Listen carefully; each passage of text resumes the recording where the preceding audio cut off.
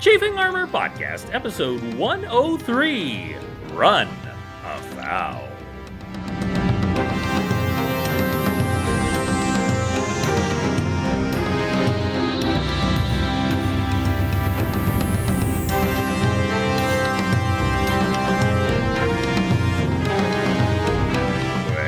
Welcome back to the Chafing Armor Podcast. I'm your host and ensconced in a hotel dungeon master, Michael Corley. And with me tonight is Lee. Lee, tell everyone who you will be playing. Okay, everybody, my name is Lee, and I will be playing a Kinku Rogue. An important distinction is that your wonderful Kinku Rogue, your Kinku Robe, yes, that is exactly what I meant to say. And I want one now. Apparently I've been, yes, we're going to be selling those on our merchandise. Is a Snuggie in the shape of your character. Now, as a Kinku Rogue, who is the only one who is outside of the cottage at this moment. And also with us tonight is Izzy. Izzy, tell everyone who you will be playing. Hello, everyone. I will be playing the role of Marezi Mugra, half-orc barbarian, whose human father is dumb enough to eat food that a fairy woman gave him. I'm sure it will be fine. And also with us is Riley. Riley, tell us who you will be playing. Hi, I'm Riley, and I'm playing Athora Greyfield, a tiefling fighter. And but I will cut this part out. Riley, did you see the message I had sent in Discord the last time about the details of the spell on your armor? Yes, I did. Good. Okay. Just FYI. Once per day. And also with us is Dare. Dare, tell us who you'll be playing. Howdy, y'all. I'm Dare, and I am playing Tix Birchmanson, your favorite gnome cleric. Absolutely. And also, with a special connection to all things Chicken Huts, is James. James, tell us who you will be playing. Hello, I am James. I am playing Pendant Chalice, Spell Scale Short... let me try that again. Hello, this is James. I am playing Pendant Chalice, Spell Scale Sorcerer, and Wrangler of Chicken Huts. I think we've stumbled on a tongue twister. Yes. Try to say that 14-7 times fast. Yes, I will say lots of things 14-7 times. When last we left our adventurers, they had journeyed to the far, far north in the past the Pinta Plains, past Zintel Keep, into a massive forest of pine trees and snow and mountains and cold, where there had been strange visions, where there had been messages from an elf woman, where there had been unusual dreams. And the players awoke to find that Marezi's father, Dimwolf, the human explorer and archaeologist and sort of an odd fellow, had wandered off into the night and into the clutches of none other than Baba Yaga. However, Baba Yaga, instead of being murderous, had a proposition for them. If they would be willing to house sit for her, and if they would be willing to each give up one item, interestingly enough, the Kinku pulled a fast one on her. We'll see how that goes. She has left, and as she left, her cottage had risen up with chicken feet and had begun to run north. All of the characters are inside, including Dimwolf, except for the Kinku Rogue. A quick question, Lee. What is your run speed? Not very fast. It's 30. 30. Okay. It's 30 feet. Which is it's pretty fast. Standard run speed. Yeah, standard run speed. So what I want you to know is if you don't do something, you are going to quickly fall behind this giant cottage with giant chicken legs as it begins to head north. So my question to you, before I do anything else, is are you going to try to stay with this cottage? Are you going to try to do anything to catch hold of it or anything like that? Against my better judgment, yes. Mm-hmm. I mean, this is we already know my the Kenku's disdain for the smaller chicken hut that the rest of them currently cruise the blocks in. This one's a bigger one. It doesn't... but also everybody else is in there and they're going to get themselves killed. So... I guess, yeah. I mean, it's big chicken feed. It's probably not going to feel me jumping on. Grab hold of one of the legs and climb my way up to the house, I guess. Okay. Muttering lots of curses and expletives that I've heard across Zental Keep as I do so. So just barely over the sound of this, as y'all can imagine, when this hut is, I say hut, it is a cottage. It is a small house. When it is running on these giant chicken legs, it is loud. Boom, boom. In fact, you're pretty sure that's what that booming noise you had heard throughout the last few weeks off in the distance was. But you need to make a roll, whether you want to do your athletics or your climb. Give me a quick roll to make sure you can hang on. We'll go with climb. I'm not too bad at climbing. I am a thief after all. Mm-hmm. Sorry, rogue. Rogue. I don't just do thieving stuff. I do roguishly good-looking stuff as well. That's a total of 20. 20. Okay, so you're easily I have a 10 able to my catch up. climb, so... So tell me, and just imagine a nice little cottage in the wood with a little old woman living in it. What part of the cottage are you holding on to at this moment? This is maybe important later. So I've climbed the legs? Okay, yes. I will say that you have, yes. Yeah. So I will... well, that's the thing, right? It's got the legs come out from underneath it. So I would have to make my way under the foundation to get to the house, right? The cottage itself. Yes. If only there was some kind of cozy sling underneath. They all need. We're going to fashion a giant set of hut nuts. As much as I would love to say that this one has hut nuts under it, I'm not going to say. There is a tremendous amount of like detritus, like vines and roots and like little pieces of rope dangling from the bottom. So Baba Yaga, Manscaped, come on. I grossed myself out with that one. Yeah, I will quickly scout out the closest edge that I could find and make my way to that. Okay. Just wanted to get a good feel as you're heading your way up on the edge, and just there's kind of a porch, like a small pseudo porch on the side, and that's kind of where you're clambering up to. Yep, that's cool. Now, inside, Dimwolf is just delighted. He is looking out the window and he's going, "This is extraordinary.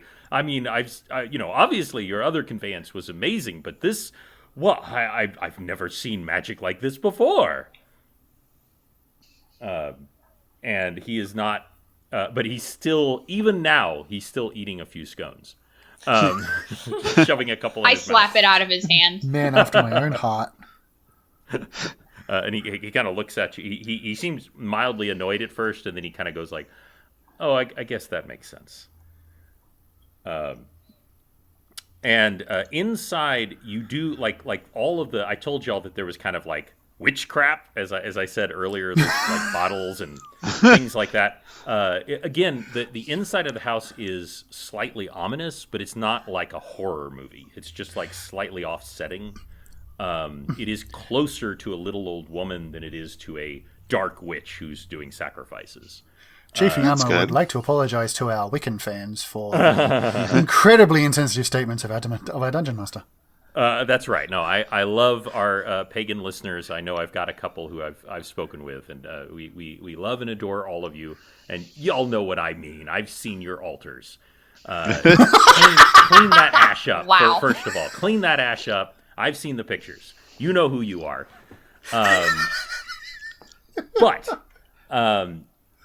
Dad canceled in 2034 for incredibly insensitive surfaced podcast episode. That's right. What I was trying to say is that much like in Audrey, y'all have noticed that in Audrey, it doesn't move the same as it should. I mean, y'all should be just like pitching to and fro, whereas like it's just kind of like a mild little rocking inside. It's much less, abrasive than it should be. So it's got inertial dampers for our Trek fans. Exactly. Definitely inertial dampeners. Thank you for that incredibly nerdy reference. I love inertial dampeners and the way they explain the fact that, everyone in Star Trek should die instantly every single time they go to warp.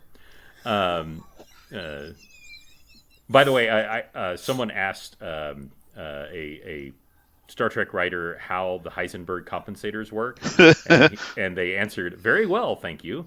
Nice. Because that's yet another one where they just have to hand wave because it doesn't actually make sense. Yeah. But that's it. Anyway. Let's. We're not a science fiction podcast. We're a Dungeons and Dragons podcast. Would anyone like to try? Yeah, we're working our way there. Just wait for our Shadowrun. Please, please. We got dwarves with rail guns. All right. I'd like to make a search check or maybe a spot check to. I'm going to do a search check to see if I could find any skull or anything that looks like it would be analogous to the skull in Audrey 4. Okay. Audrey whatever. And remember that y'all are only allowed to have one of these at a time, but if you do not currently have one, take an inspiration point, Marezi. Huzzah. Just a reminder that an inspiration point can be used to re-roll anything at any time.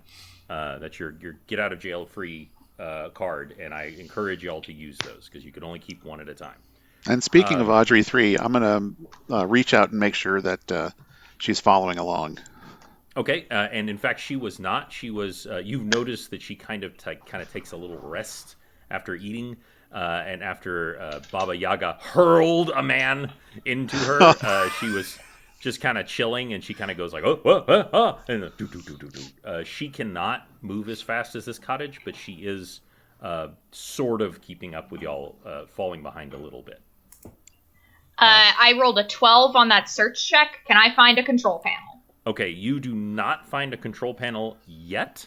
However, you also notice one of the things you do find with a 12 is that, like Audrey, this cottage is bigger on the inside.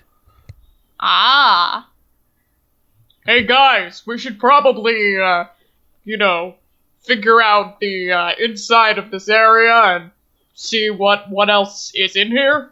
Hopefully not more dead people. I'm going to, since I have kind of like a feel for how the connection between person and house works, and I can't believe I just said that.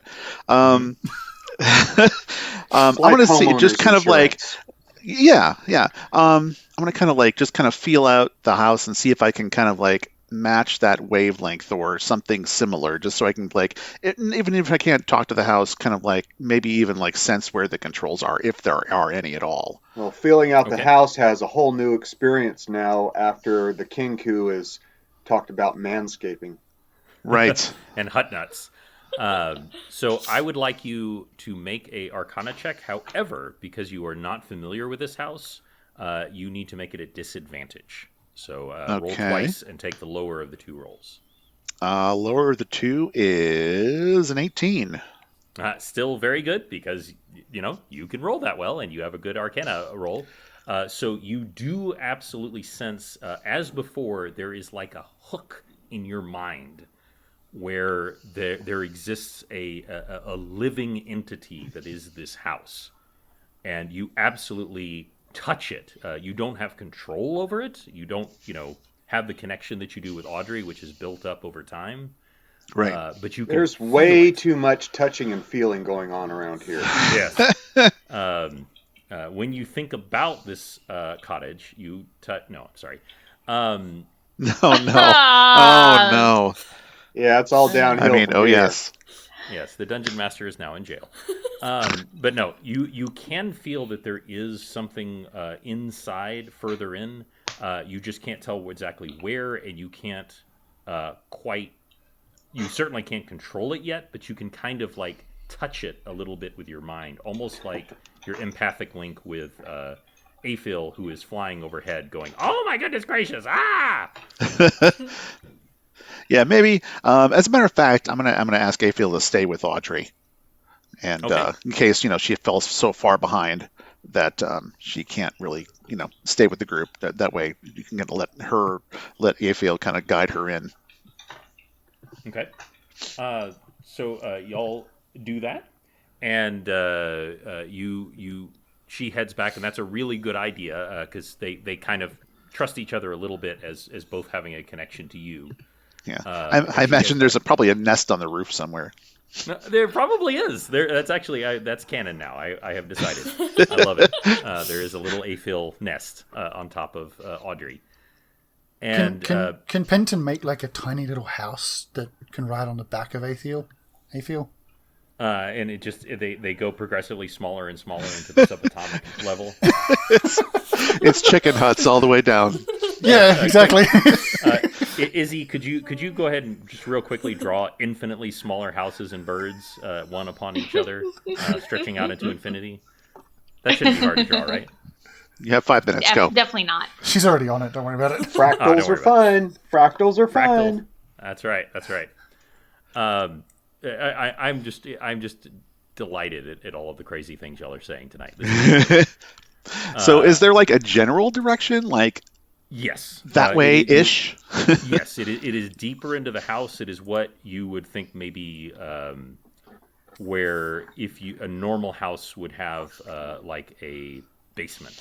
Okay. Is like there's kind of like a pantry area, and there's a little stairs towards the back, and you think maybe there.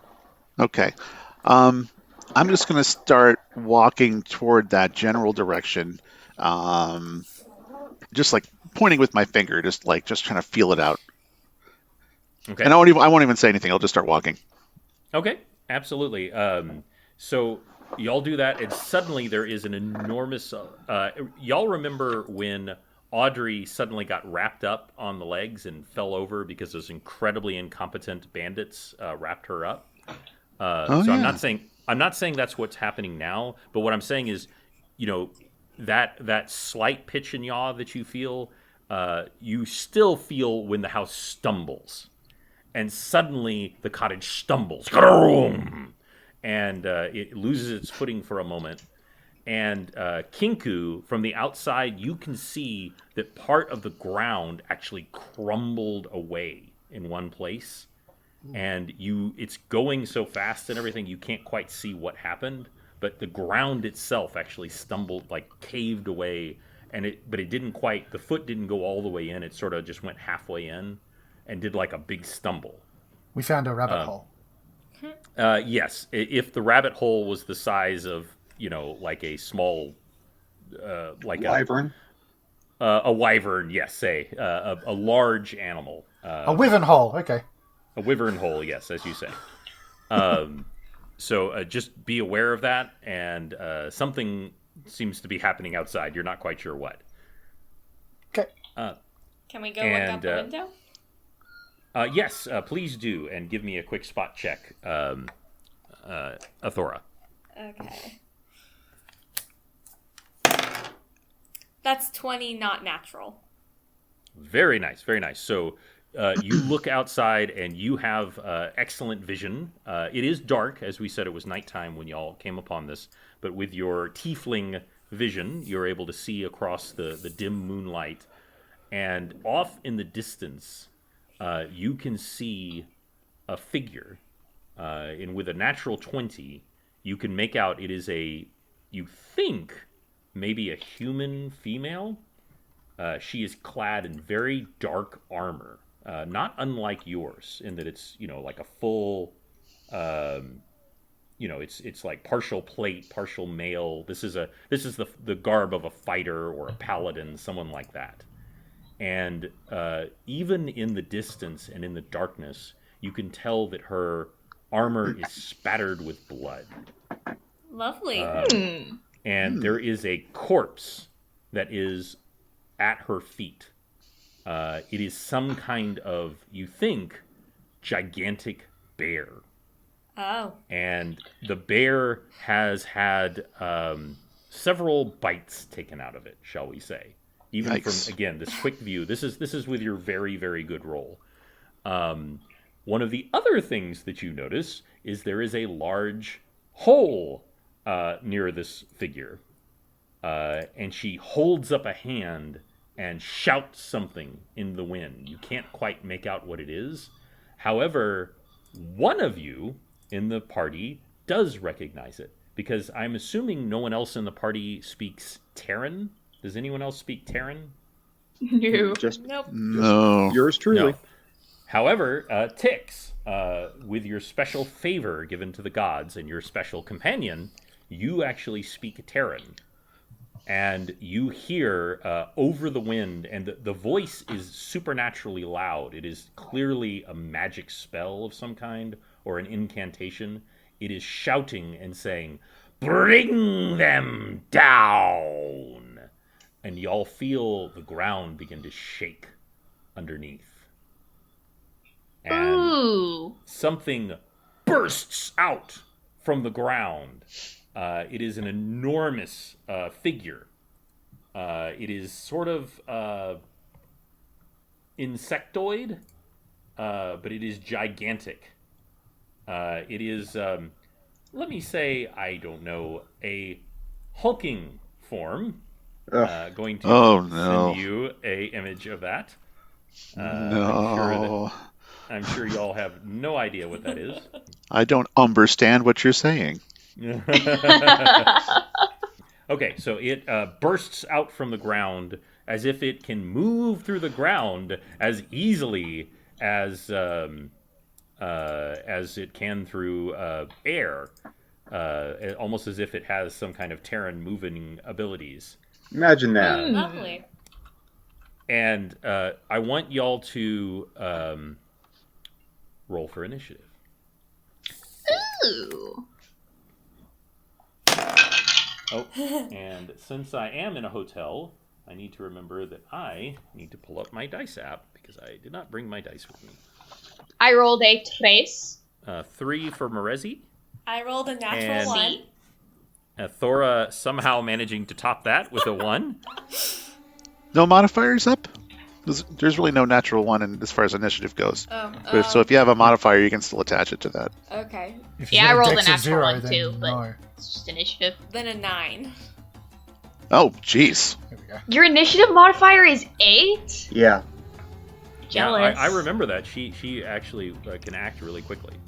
How does she have a dex of 8? Oh, But it's miscellaneous not. modifier. never mind. She has some other things Yeah. too. It's Yeah. not just her dex. A bonus. couple of feats. and- Yeah, Mine, She, I have she it as actually well, moves so. very, very quickly. And speaking of which, what did the Kinku roll? 13. 13 for the Kinku. Writing Kinku down. And for Penton? It's 12. 12 for Penton. And Tix. Tix rolled a natural 8. Okay. And so that will actually bring it to those are low rolls for everybody. The highest one was 13. Even the bad guy rolled lower than that. Actually, when I say bad guys, it's just one.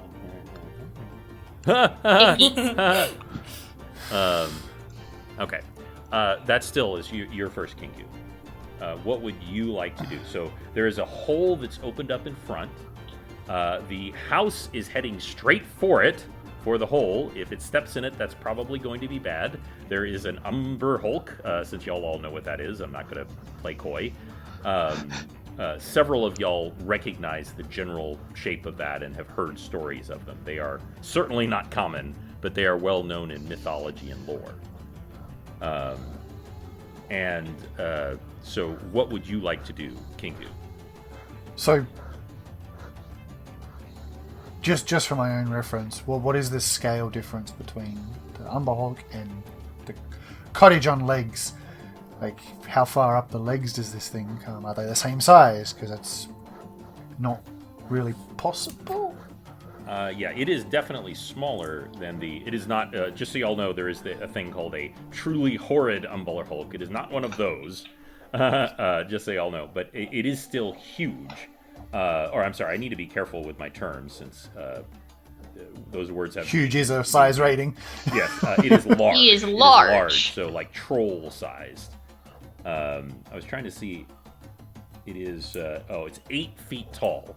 So it is shorter than the legs of this house because this thing really is big. It's and Audrey stands like 10 feet high when she's fully erect and walking. But this thing is even taller than that. I would say it's probably, just for easy math, it stands about 20 feet high, from the top of the house to the ground. So this thing is slightly shorter than the legs themselves. Fun. We're about to have some weird anime mech battle up in here. You're not wrong. This is where we put the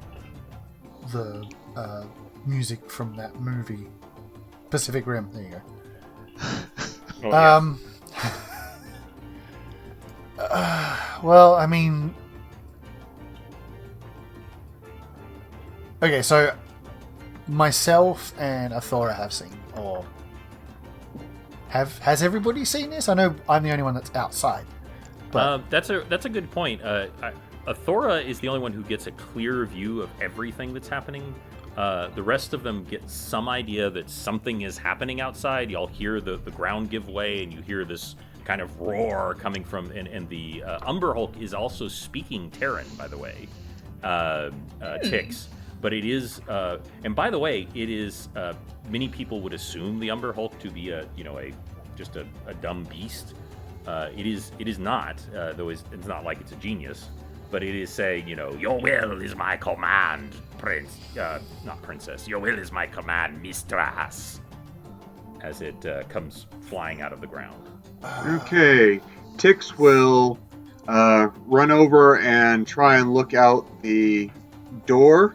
Is the door like one of those cottage half doors that opens? It is a full door. I will say that it's actually open right now. Because I don't think it was ever fully closed. Because this all happened in the space of Baba Yaga grabbing her pestle and mortar and flying off. I mean, y'all were still kind of like looking at her and everything when the house just went whoop, and just started running. Yeah. So wait, we're is open. in combat order, so never mind. Yes. Well, that's what you're starting to move in that direction. But yes, we're still on the Kinku's move, and then it's Penton. You're on deck. I mean, there's not much he can do right now. You're not wrong. I mean, you can certainly do something from a distance. You can try to do something to somehow assist the house if you want to. You can try to give warning to everyone else. You can try to distract either the Umber Hulk or this. The woman is quite far off in the distance, but you can see her as well. You know what? I'm going to delay my turn. I'm going to Okay. delay to a different initiative order. So hold my turn. I will allow that. And especially out here, you're tensing and you're ready and you're getting ready for something to happen. Pinson, I assume you were still looking for that room? Right. But I'm also feeling the ground shuddering. Yes. So I'm thinking maybe running willy-nilly through the forest is not the best idea right now. So I'm going to just muster everything I can mentally and just shout at the house to stop. All right. So I want you to give me another Arcana check, and then I want you to make a willpower saving throw. Okay. But So you're not at disadvantage this time, because you Okay. did make connection even with that disadvantage last time. there it goes. All right. So Arcana check's a 21 Okay. and a will saving. That is 21. 21. Very good. Let's see. So that is actually really good. So you actually just a couple of y'all, particularly Merezi, you're a little deeper in the house. You see him just pause and describe to me what it looks like when you do that. Do you physically say something? What does it look like when Pinton does that? What I was picturing was kind of just like falling to the floor and pressing my hands to the floor so I have like direct contact with the house, and just kind of mentally shout it, and maybe his light flares a bit, trying to communicate with the house. Okay. And you all see this happen. Everyone except for Kinku sees this light just bathe the area. He's just in a kind of a halfway through to the other room. He falls to the ground. He hits the ground with his hands. Not hits, but falls to his knees and touches the ground and stop. And the house does. And that was really important because the house was heading towards a hole that was going to be very bad if it had stepped in it. Oh boy. And that was actually one of the few things you could have done to stop that, because the Umber Hulk had been, not only had the Umber Hulk burst out, but there was an area of incredibly unstable land right in front of him. And the only reason I'm telling y'all that because it's actually crumbling away all at the same moment. There wouldn't have been a whole lot y'all could have done to stop it. And it would have been bad.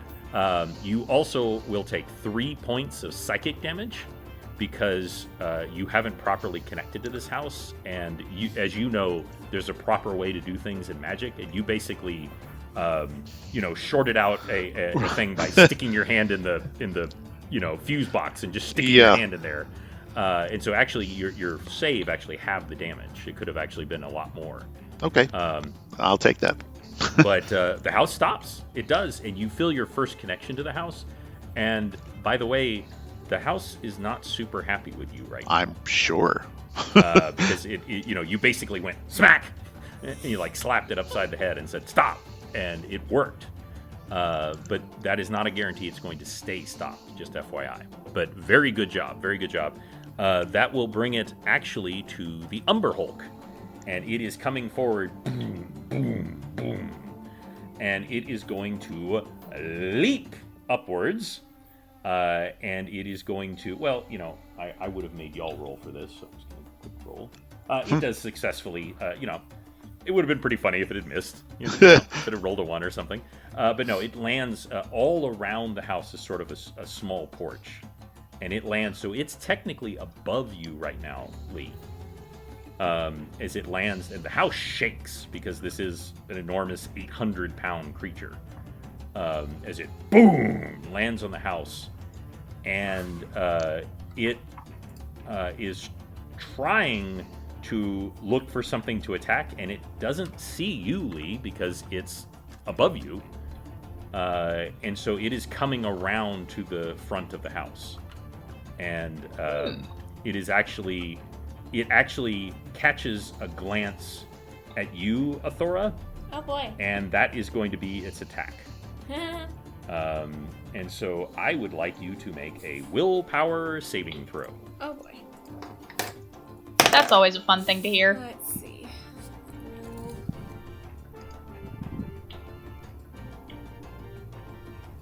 Oh, it's a natural 20. Never mind.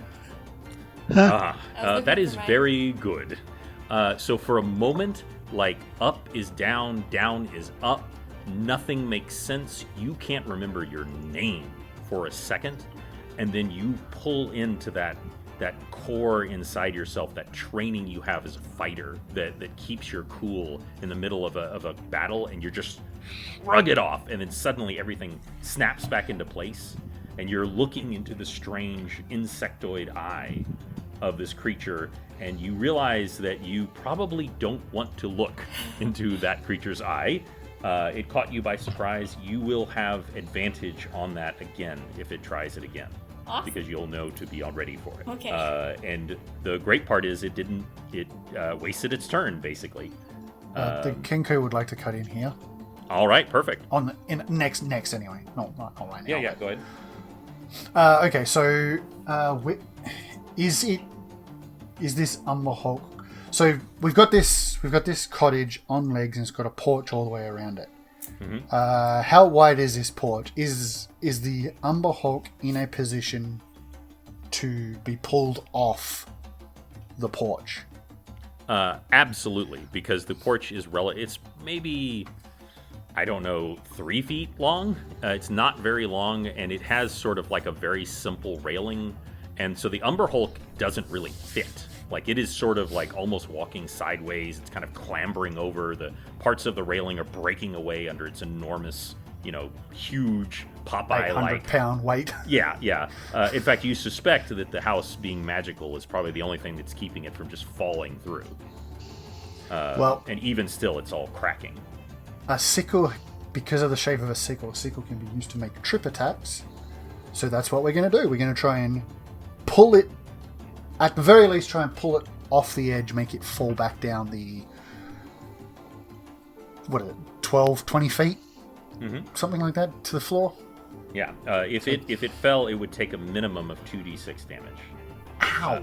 In addition to, because it's 20 feet. Oh, well, I'm sorry. It would be 10 feet, but it might be worse than that, just depending on the circumstances. Okay, so I'm going to make a trip attack. Okay. And that is, you actually do have a magical sickle, do you not? Yes, it I is believe a plus one. the cultist gave you, Yes. yeah, they gave you the +1. Yeah, they +1. Which is good, because I just rolled a 19, making it a 20. An unnatural 20. To trip. Yes, and Umberhulks have Oh, wait, sorry, no, hang on. 30, non-natural 30. I didn't add my attack bonus, because I'm an idiot. All right, so Athora, you gaze into the eye of this horrible creature, and you get your focus back, and then suddenly you see the creature go as it suddenly flies backwards as his sickle hooks in. I would like you don't get a damage bonus for this, but just because of the nature of this attack, just logically, I'd like you to do 1d6 damage with no damage bonus. Oh, okay. That's a 1. One. Hooks into that big meaty plate at the bottom. But Athora, you actually see him just go whoop, and he goes flying backwards. I'm going to say that he takes 2d6 damage because of the incredibly awkward nature of the fall. So total, you do 10 points of damage to him as he slams into the ground below. And it clearly was not expecting that. It's something that a lot of these creatures, they think they're much tougher and that they've got it on you guys. And they're continuously taken aback at just how capable you are. It was the very last thing an Umberhulk was expecting, was for a sickle to hook into the back of its leg and just yoink! Pull it off. He's a bad vaudeville performer, and he needs to be taken off the stage. Oh my god, now that would be a great picture. Would be a vaudeville cane pulling the Umberhulk to the side. And with the rest of my action, I'll climb up onto the porch, and yeah. Nice, and you that certainly will allow that, and you don't need a climb roll for this one. Tix, it is your turn. All right. Tix is going to cast blindness, deafness blindness on the Umberhulk, deciding for blindness. Yeah, well, if you succeed, it's going to do more than one thing. That's a really good roll against him, attack against him. And what is your the save versus for that? It is a willpower save. Willpower, okay. And what does he need to beat? Mine is a 16. Okay, so a Umberhulk has a +6 to willpower saves. Bummer. Which sucks for you, except that he rolled a 3. So with a 9 total, you see that his big giant eyes and his little tiny eyes, all of them, just cataract over, and he begins to shriek, and you hear in Terran him cursing and going, "What is the meaning of this?" and just flailing about. Now, I will warn all of y'all that he does have tremor sense, which the dungeon master has to look up. But I don't think that. But at the very least, you have now disabled one of his most dangerous attacks. Yay for us. So really, really good work on your part. And that will bring it to Athora. All right. Let's see. What can I do? Can I leave the house to hit it? Or... Oh yeah. You can burst through the window if you want. Literally, just leap through the window, or you can run around to the front and then leap off the porch. That's really more of a flavor, you might say. I would hope you've got tumble, or you're going to hit the ground hard. Well, you can. What I will say is, if you want to attack him like physically with your sword, you have to leap down to attack him. So you will take damage from the fall. You will take 1d6 damage. However, he would also take additional damage because of the force of your blow. Yeah, impact. Yeah. Osukai had So that it's happen a trade. Yes, he did. several times. Mhm. I think he did and had done. So it's up to you. I think I'll be fine. I can do that. I'll jump from the window. You are a tough fighter, yes. All right, go ahead and roll that first attack. That's a 14 to hit. 14 to hit. So total? Yeah. Okay, unfortunately that will not hit. Okay. But you do have a second attack. You do take 4 points of damage, so please record that from your fall. But you only took 1d6 because, unlike him, you didn't tumble over backwards and slam into the ground. That's nice. That's just the force of falling. And so your second attack. That's an 11 total. Unfortunately, that... Wait a second. What was your first attack again? 14 total. 14. Okay, unfortunately, because he is flat-footed right now, but unfortunately that still is not quite enough. And that's So with your modifiers, Riley? Yeah. Bummer. That is a bummer. And remember, the Umber Hulk is a giant insectoid creature, so he has a giant carapace. So you're just ping, ping against it. You just so you know, you do not have Ray of Frost right now because you gave it to Baba Yaga, and you're only able to cast that once per day. Oh, nice. You do still have the other one. But that may or may not be useful at the moment. Just wanted to let you know. I'm gonna save it for now. But you are now in combat range with this now blinded Umber Hulk, Okay. and that will bring it to yes. I rolled 3. you- so Yeah, you're almost last. There is also the mysterious figure who was commanding the Umber Hulk. And she chants, and vines grow up around the legs. And I'm going to make a saving throw. So at the moment, the house is actually entangled in vines, the legs, and it's kind of like stumbling left and right, and it cannot move at the moment. Stumbles left, it stumbles right. You wonder if it may attack. But now it is finally your turn, Marezi. All right, I'm going to take a leaf out of Athora's book, and I am also going to 1 minute. So on brand.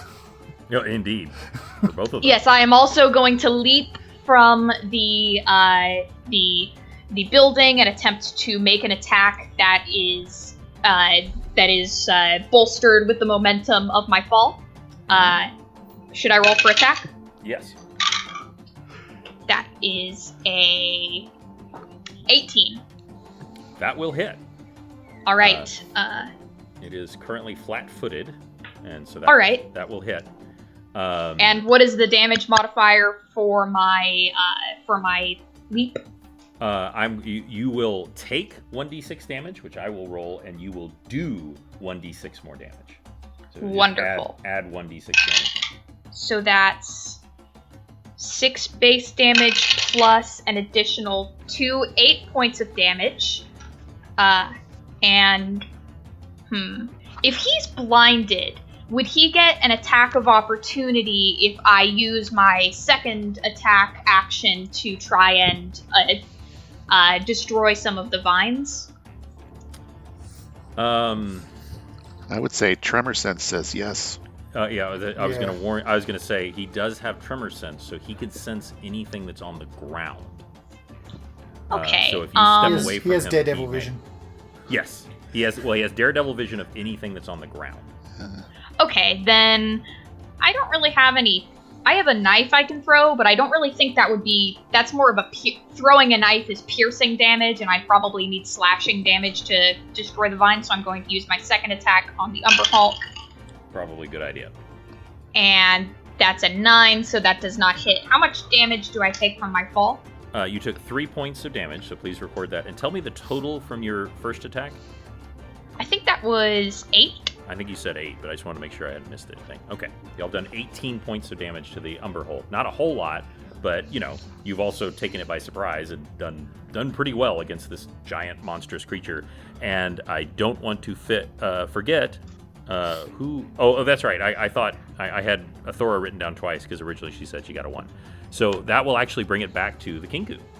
No, to Athora. Because I delayed my move to after Athora's action.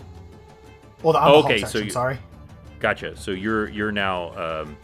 I'm lower down in the initiative list to... Gotcha. Yeah. You are absolutely correct. So, Penton, as you've fallen down and commanded this to stop, what would you like to do now? Well, I'm gonna. I imagine that at this point I would need to take a look outside and see what's going on. So I'll go out the front door, and I take the window like the other two. No, not the window. I'm just imagining this. You go so they see this amazing fighter as she barrels down and slashes. Then Merezi comes down, stabs and slashes, and then he just goes ah. And she's like, ow, my hip, ow. But no. What would you really do? Yeah, I go out the front door, and so I wouldn't be facing the direction that the Umber Hulk's at because it's kind of like behind the house at this point, I imagine. Yeah, it's kind of to the side. That's correct. Okay. Well, I'm gonna take a look forward and see what the house was about to stumble into. And whether we can do something about that or try and convince the house not to go that way. Okay, so you're trying to communicate with the house? Well, I'm kind of getting a lay of the land ahead of us now, right? So I can get an idea of what's coming. Okay. Because you said it was like crumbly, but I don't know, like is there like something else there, or is it like some sort of pit trap or other creatures or something like that? It is a pit trap. That is okay. that is definitely how I would describe it. The Umber Hulk has clearly used its tunneling ability to create a pit trap. Okay. I'm gonna not as forcefully as I did with the stop, try and kind of communicate to the house that's what's ahead of us. So. I was right. Like, hey, I'm trying to help you here, buddy. Yeah. Kind of thing. Yeah, that'll endear us to the house. Right. Okay. And Told you so. So make an Arcana roll, and I'm not giving you a disadvantage, but you notice, just like with Audrey, the strongest connection you had with Audrey is when you touch the skull. Right. But after attuning to Audrey, you could control her almost perfectly inside the house. And the second you step outside, you notice it's almost like gravity. It's like a inversely proportional kind of thing. Right. The very even just a foot away from the house, you feel the connection weaken significantly. But you still are close enough that you can make that roll without any disadvantage. Okay. And the Arcana rolls modified 20. All right. So the house kind of stills, and you sense it's still distrustful of you. But just like with Audrey can see. There's like a radar sense you noticed when you fully connect with Audrey inside. Right. And though you can't see it, you can kind of tell it's there. And you see the house kind of like assessing the area up front and going like, And of course the house, you can tell it's very upset because its legs are tangled up and it's trying not to fall over. So you do successfully get it to stop trying to move forward and stop, and it's trying to undo itself, which I'm going to let it get another chance at the end of this round. Okay. Is there anything else that you would like to do? I'd say that's a full turn. Yeah, I think that I actually yes. I just meant a more like movement or. No, not yet. Yeah. But that may come in very handy in just a moment. That will actually bring it to the Umber Hulk, and it is going to flail wildly in front of it. It does have tremor sense, so it can attack both Merezi and Athora, and it's going to do so. First, So Athora, it rolls a natural 20. Oh, And so That giggle says it all. Yeah. What I get for jumping out of the window. Well, that's what fighters do. Rule of cool. That's right. So, the good news is it could have been a lot worse. You take a total of 20 points of damage. oof. Wow. And that could have been a lot worse, as it claws you with its just ridiculously huge forearm. And it is actually going to then swipe out with its other arm at you, Merezi. And it gets a total of... that is actually going to be a dirty 20, so I think that hits, right? Icky, yes. Okay, so Yes. Again, you will take 7 points of damage. Fortunately, not doubled like with her. And then Athora, it's going to come back around, and it is going to attempt to bite you. If you noticed, it has mandibles that are big enough to chop a horse in half. And it is going to try to hit you with those, but it rolls a 4, fortunately, even though it's got a really nice bonus with its bite. That ain't going to do it. And you tell me, Athora, how you would block these ridiculously huge mandibles as they're chack, chack, chack, chack, clacking at you. I take my sword and I use the blunt of it to shove both of them away, and I roll to the side of it. Excellent. I love it. As y'all see this happening, and y'all have noticed this again, that she's way faster than you think she would be in full armor. And that will now bring it to Kinku, I believe. Yes. Okay, so this mysterious mistress, how far away are they?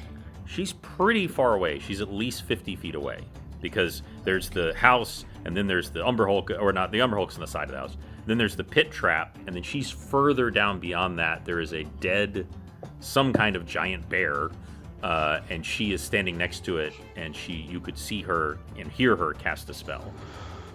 Okay. Where is she looking right now? She is looking at the Umber Hulk. All right. Because obviously I don't understand Terran. I understand some interesting languages, but I don't understand Terran. But it's at least clear that, at least to his ears, that she is in control of this thing. And honestly, I kind of don't stand a chance against the Umber Hulk, so it makes more sense to go after the squishy one. So that's what I'm going to do. Well, and though I want to, I just want to clarify that because you could see this, because again, you've got really good night vision, right? Yes, I have dark vision. You have dark vision, yes. She is wearing partial plate armor, plate and chainmail. So I just wanted to clarify that she is not super squishy. No, but she's more squishy than the insectoid Terran monster beast. Definitely agree with that. I just wanted to make sure you knew what you were getting into. Yeah. Obviously, I can't make it this turn, but I'm going to stealth jump down to try and sneak up on her. Okay. Are there any, obviously this is the forest, but there's a little clearing, right? That we've kind of stumbled into. This is somewhat sparse. What is she, again, though? She is 50 feet away. Yeah, no, I'll get to her in my next. Okay. Turn, yeah, essentially. Absolutely, you can do but that. But my idea is to jump down into a bush or some kind of cover, so that I can. So I'm not basically jumping down into a clearing going, "Here I am!" Jazz hands and all the rest of it, because that's not really my style. So I'll see if I can pick out a relatively large-sized bush and jump on down to that.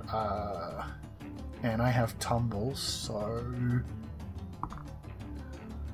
yeah, I just rolled actually that's not right. 18 on my tumble. Okay, then you go down and whoop, absolutely no damage from that 10-foot. It's not even an issue for you. Oh god, I just realised I have a 13 to my hide, so... Yeah, that's a 27 to hide. Yeah, so you disappear into the shadows. I am going to make one quick passive roll for her, but she does not appear to notice you. And if that's what you're doing, that would be your turn. That is my closing turn, the distance yes. to her. Yes. Yeah, okay. Yep. Then that is absolutely what you're doing, and that will bring it to Tix. Okay, then Tix is going to cast Command on the Umber Hulk and command it to halt, which the subject then stands in place for 1 round. It may not take any actions, but is not considered helpless. And that is a will negates saving. So unfortunately, it rolls a 17. And with its bonus, that will absolutely negate. Okay. But it was a good try. Yeah. It was a good roll. You did successfully blind it, so that's how these things go. As you try to command it, but it's just so furious now that it just manages to shake it off. And that will actually bring it to Athora. All right. This thing has already taken a chunk out of you and tried to take your head clean off with its mandibles, and now it's your turn. Let's hit it back with my sword. 11 total. 11. Okay. That will not hit, unfortunately, but you still have a second attack. 21. That will hit. Awesome. Much better. Yes, give me that damage. 14 points of damage. Nice. In one swipe, you've done almost as much damage as everyone else before, including you. Awesome. So that, you went from, it has taken 18 and now it's taken 32 points of damage. So you just really, you're watching it very closely and you skirt in and just pierce right through one of the gaps in the carapace, and you hear it just, and those mandibles just start going mad as you hit it. It is very upset with you, by the way. Yay. And that will actually bring it to the mysterious woman in the distance. She is going to begin to cast a spell, and she fires. And unfortunately, Athora, because you are the one who is being most successful, you are struck by something that you've seen before. They are called magic missiles as they fly out from her hand, and unfortunately, there is no dodging them. Wow. And they strike you in the chest, go right through your armor and pierce you, and it really hurts. But she didn't roll as well as she could have. It does 9 points of damage. Okay. And the Kinku, you actually are able to kind of zoom in on her a little bit more, almost like she's been like tracer fire, like it lights her up as her hands illuminate. And you're able to see her even better as you sneak your way towards her. What does she look like? She is definitely human. She is wearing black armor that is almost certainly dragon scale. Oh boy. Ooh. Shishi. And you recognize it because you are very good at appraising things. It is valuable, by the way. Oh yeah. And Ooh, let's steal it when we kill her. My rogue sent my one of my eyes kind of glints in that, like ching. they both turn into gold coins for a second. Yeah. As is the nature of your kind. Tex Avery dollar signs poke out of my eyes. Exactly. She's kind of a hard look to her face, very slightly scarred, very hardened, battle scarred woman. And just you can't see a whole lot of her face because she's wearing a helmet. Okay. But yeah, and that will bring it to you, Marezi. Okay, I would like to do something that I think I've only done twice before in this entire game, and I'm going to go into a rage. Holy crap! Oh my god, the barbarian is doing barbarian things. No, but I think this literally is the second time in over 2 years that she's gone to a rage. So describe to everyone what it looks like when you do that. Marezi takes off one of her gloves and uses her tusks to just bite into the palm of her hand to draw blood, and her face goes pale and her pupils dilate, and she begins to assume a posture as if that anyone around her will almost feel like she's grown a couple of feet taller, even though there's no physical change, which means that her strength is higher and her armor class is lower. I'm going to roll to attack. Excuse me if I'm wrong, but when I roll for attack, I add my base attack bonus and my strength modifier, correct? I'm a little confused. Don't you add your strength modifier to Yes, you attack absolutely add your strength modifier to regular attacks, and then there's whatever other bonuses you have to attack, because you have a specialization in halberd, so you have additional bonuses. Yes. In addition to your strength. 19. That will hit. All right. And I'm just gonna roll for both of my attacks. 21. 21. Okay. That will also hit. However, there's one other thing I want to tell you.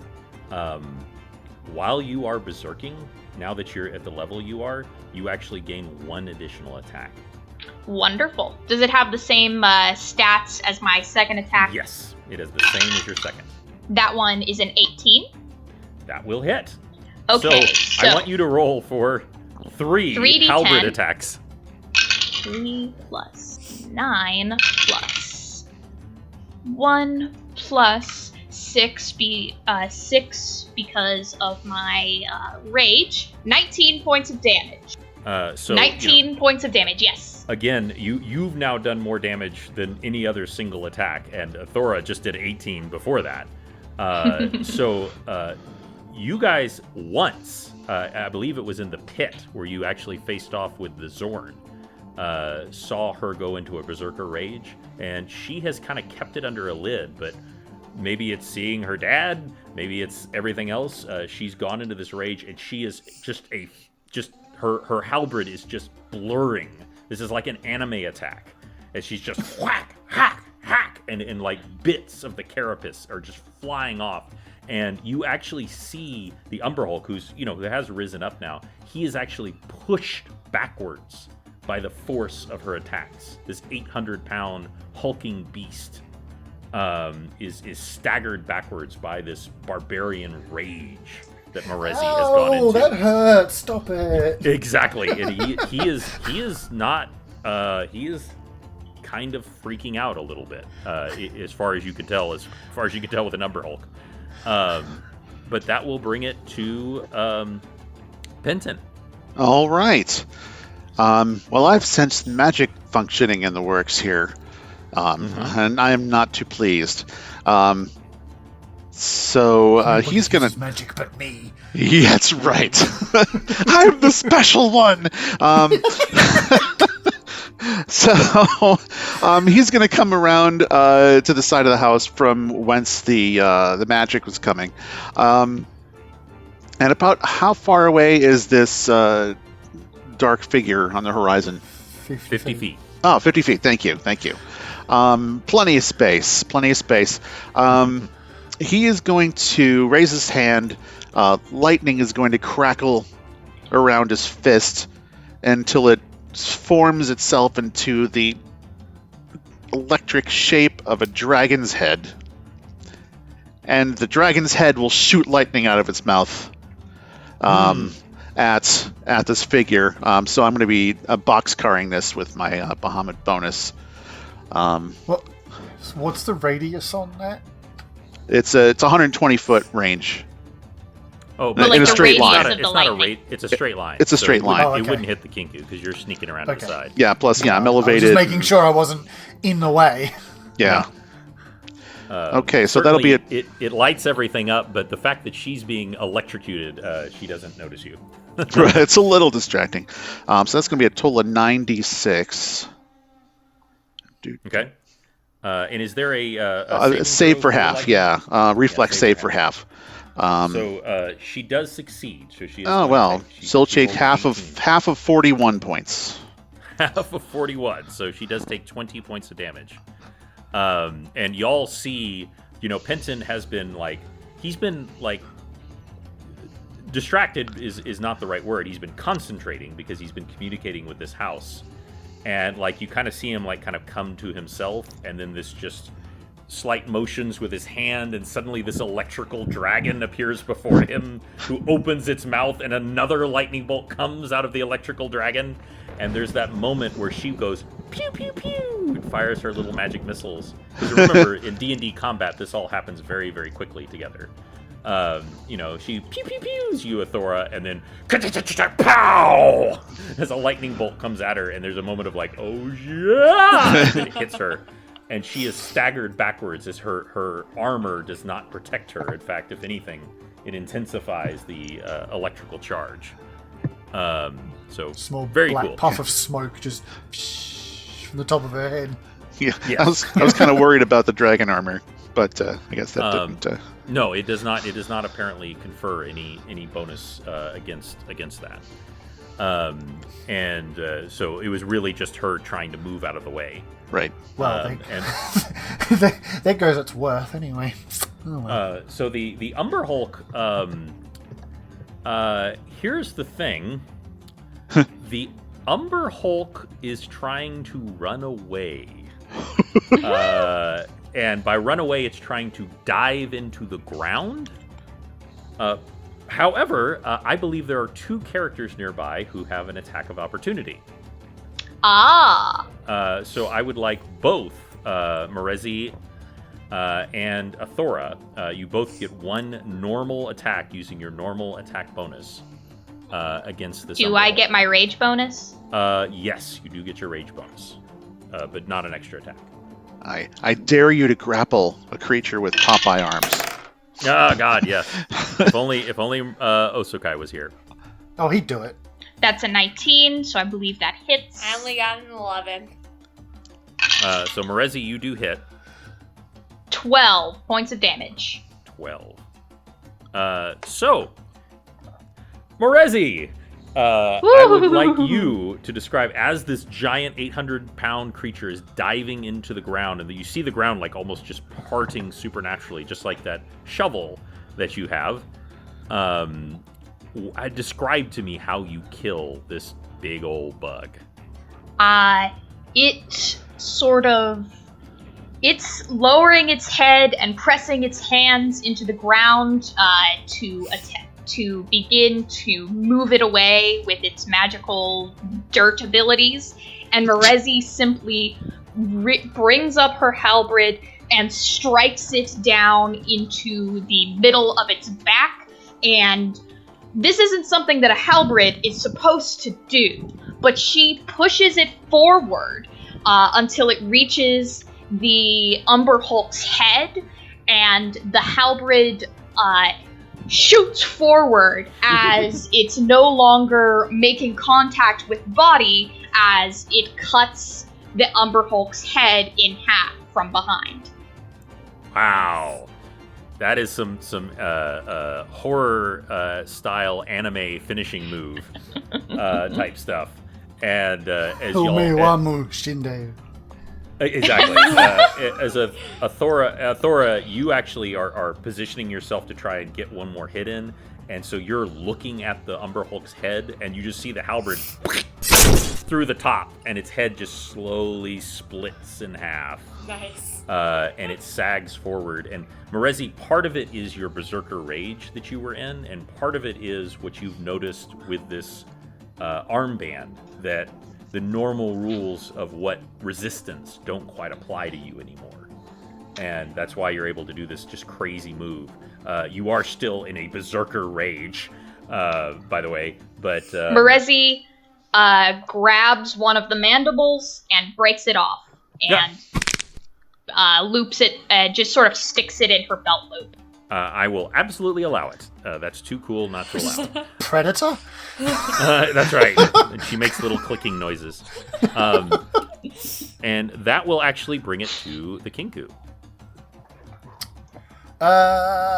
Well, I mean, I'm gonna stay the course. I'm gonna try and sneak up on the mistress thingamabob, who's now currently a smoking electrical mess, and put a blade to her throat.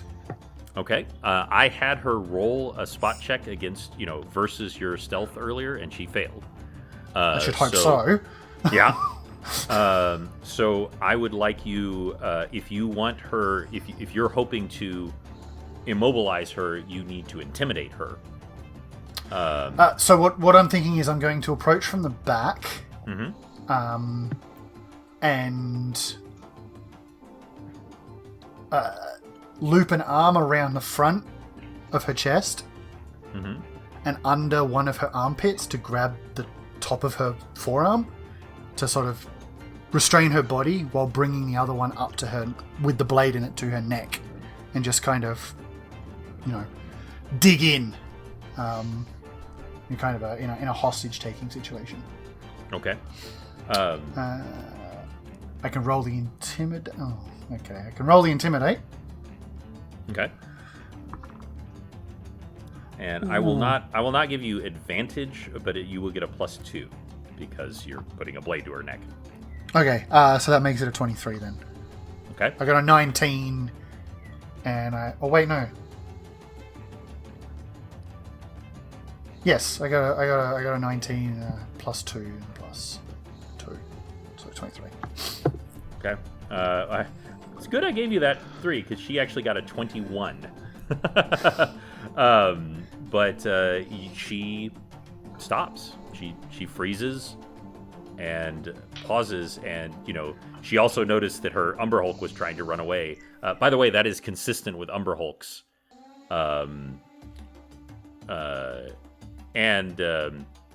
She freezes. She does that thing where she does have a short sword in her hand, and she lets it clatter to the ground, and she doesn't move, and she says, "If you don't let me go, that house is going to die." And that's where we'll end Chafing Armor, episode 103. Really fun combat, everybody. Yay! That was fun. really fun. Y'all did a fantastic job. If people would want to connect with any of y'all on the social medias, would anyone like to throw out a social media at this time? Sure. Swamp Fiend Art on Instagram. Semi-ish frequently I'll post art of Chafing Armor. Swamp Fiend Art on Instagram, okay? Anyone else? And now Dad's gonna stalk my Instagram for the rest of time. No, I will not. I don't want to see. Wow, that's almost worse. Ouch. No, what I mean is I only want to see the curated content you show me regularly. I'm only asking for it if I go looking. There's a tab that's not safe for work. Dad, don't look here. Yeah, exactly. But no, Swamp Fiend Art on Instagram for Merezi. Anyone else want to throw out there? I'm at One Princess Beast on Instagram, and I'll post art there. Sometimes it's for D&D. One Princess Beast. And is that the number one? Yes. Okay, gotcha. Awesome. And I'll try to remember to put these links. I'm making little notes here. And mine is at Dare Imagine, and you can find me on Instagram, Twitter, and Facebook. Wonderful. So look for Dare Imagine, all one word. I just wanted to throw those out because I see the cool stuff that y'all put out there, but not all of our wonderful listeners get to see it. So I'm going to let everybody say to everybody, wonderful job. Thank you so much. Absolutely. Had a lovely time. Thank you for not killing us. Thank you. Thank you. And we will roll with you soon.